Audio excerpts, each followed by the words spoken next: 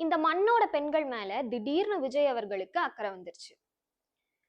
உங்க கட்சியோட பிரிச்சுவல் வாரியர்ஸ் என்னையும் மத்த பொண்ணுகளையும் ஆபாசமா பேசும்போது இந்த அக்கறை வந்த மாதிரி தெரியலையே. அப்ப நாங்க இந்த மண்ணோட பெண்கள் கிடையாது.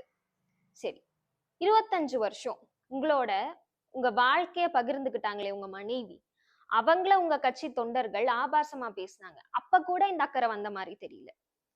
அண்ணனுக்கு மனைவி இல்லைன்னா மனைவியா நாங்க இருக்கோம்னு சொல்லக்கூடிய தரம் தாழ்ந்த கருத்துகளுக்கும், விஜய்க்கு ஓட்டு போடலன்னா குடும்பத்துக்கே நான் விஷம் வச்சு கொண்டுருவேன் அப்படின்னு சொல்லக்கூடிய முட்டாள்தனமான கருத்துகளுக்கும் இது வரைக்கும் நீங்க ஒரு கண்டனமும் தெரிவிக்கல. அப்படி நீங்க ஒரு சிறந்த தலைவரா நினைக்கிறீங்க அப்படின்னா ஒரே ஒரு பத்திரிகையாளர் சந்திப்பு மூலமா உங்க கட்சி தொண்டர்களுக்கு ஒரு அறிவுரை சொல்லி இருந்திருக்கலாம். இந்த தேர்தல் நெருங்குற நேரமா பார்த்து திமுக மேல தேவையில்லாத குற்றச்சாட்டுகளை வச்சு நாடக அரசியல் நடத்திட்டு இருக்காரு விஜய். மக்கள் பார்த்துக்கிட்டே தான் இருக்காங்க.